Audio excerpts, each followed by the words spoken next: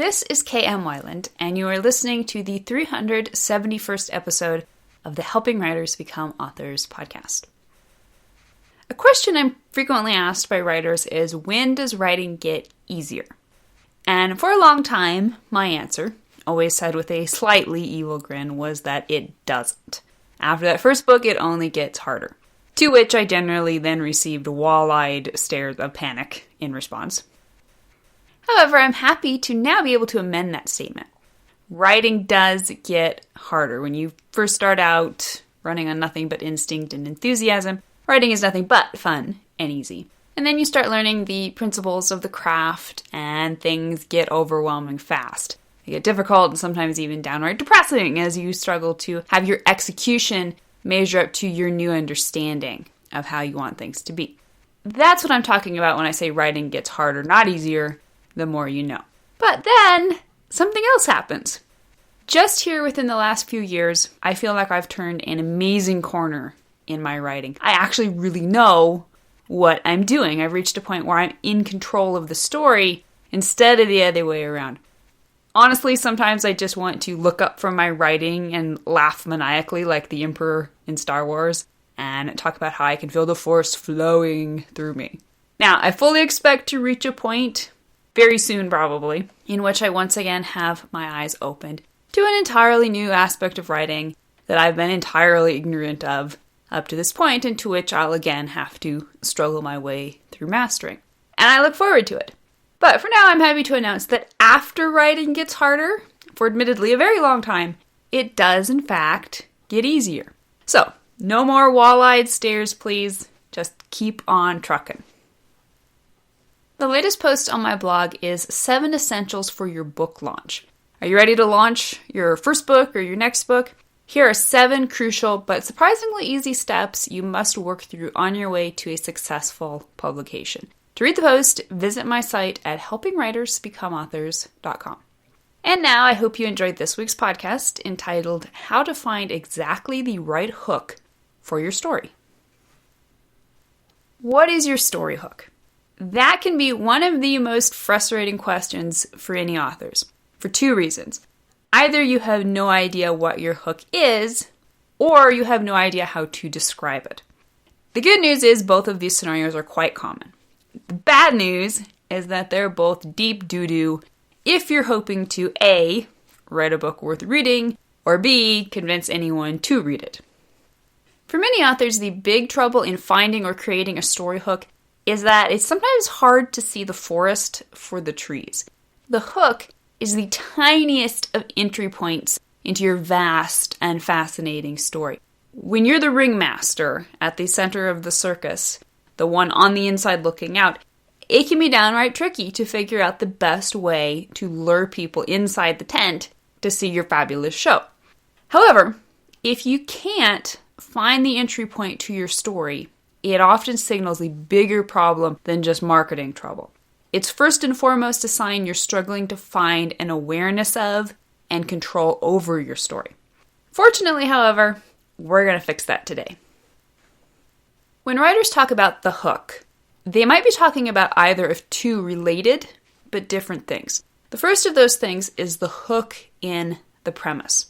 This is the unique aspect of your story premise. It's what makes your story stand out from all the other different but same stories in your genre.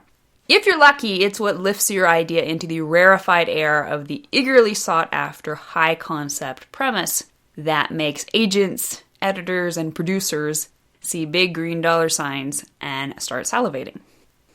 And this is what screenwriter William C. Martell is talking about in his book Your Idea Machine when he asks, if a viewer had a list of 100 movie loglines in a TV guide or the on-screen cable guide, just a handful of words to describe each film, why would they select your film? What is the core element that makes your story idea different than others? So, for example, what makes Brandon Sanderson's Mistborn different from other epic fantasies? He has a unique magic system. What makes John Green's The Fault in Our Stars different from other YA romances? The protagonists are both dying. What makes Agatha Christie's Miss Marple different from other whodunits? The detective is a sweet little old lady. What makes Charles Portis's True Grit different from other westerns? It's about a teenage girl bringing outlaws to justice. What makes The Book Thief different from other World War II stories? It's narrated by Death. And the list goes on and on. There are no new stories, but almost all the truly memorable incarnations feature some unique element, however small, that offers a new slant on the same old tale. If you remove any of the unique elements from the stories we just talked about, what's left? Not something most of us would care much about reading. Now, the second type of hook we talk about, when we talk about hooks, is the hook in the first chapter. And this other manifestation of the story hook is the all-important structural element in your first chapter. This is a carefully chosen scene that serves to introduce the premise, grab readers, and pull them into the story. Authors often mistake the structural hook for the inciting event, which actually occurs halfway through the first act at approximately the 12% mark, and in which the protagonist has his first direct encounter with the main conflict via his call to adventure. The hook is not the event that incites the story's main conflict, but it is the first domino in the line of events that creates your story's seamless narrative weave. So in that sense, it is the moment that begins everything. But it's more than that too. Above all else, it is a representative of your premise hook. If you think of the premise as a promise, then the first chapter is where that promise will initially be either kept or broken. The hook in your premise will define your entire story. The sooner you can identify and solidify your story hook, the more control you will have over creating your story's entire narrative. And this is yet another reason why I love outlines. Before I ever began my first draft, I know my premise and its possibilities inside out. But even if you prefer to discover your story in the narrative drafting stage, you still need to have a firm grasp of your premise in time to let it influence your revisions. If you fail to understand your premise, you will also fail to understand your story. If you can't find and identify this tiny beating heart of your entire story, then chances are excellent your story doesn't actually have a beating heart, or just as likely it's struggling along torn between multiple hearts, all fighting each other to be top dog. And the result is a mess, and a sure indication of an author who has no control over his creation. On the other hand, when you do have a firm grasp of your story's premise, you automatically have a solid understanding of what your story is about. And when you know what your story is about, you will be able to direct its narrative with confidence in making the proper choices for its best interest at every step of the process. Even better, when people, even agents, ask you what your story is about, which is always code for why should I care, you'll never have to struggle for an appropriate answer. Now, your understanding of your story hook will influence every bit of your narrative, but the very first decision it will help you make is in your first chapter.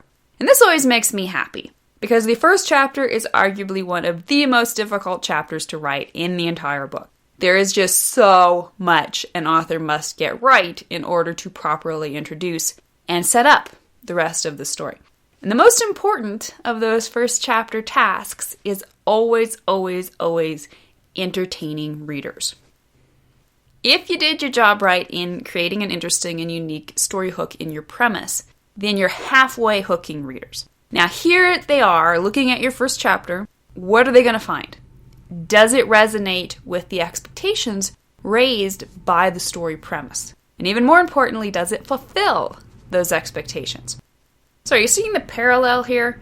The hook in your story premise must create the structural hook in your story's opening chapter. They're linked.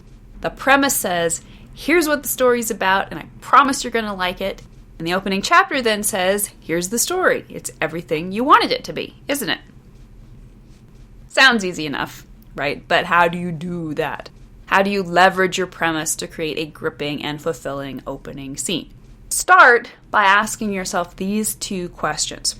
Number 1, is the premise present in the first chapter? The first and most obvious step is simply to make sure your premise is actually in your opening chapter. Whatever is interesting about your premise needs to either make an appearance or at least be teased right off the bat. And there are 2 ways to do this. Way number 1 is to show the premise in action. In some stories, the premise will need to be developed over the course of many chapters in order to reach fruition, which we'll talk about in just a sec. But in others, it can be shown in its full glory right from the start. For example, in Fault in Our Stars, the promised premise is immediately available to readers. The protagonist has cancer, goes to a cancer support group, and meets her love interest. Same deal in The Book Thief. Readers are immediately introduced to the narrator death and the promised book thieving.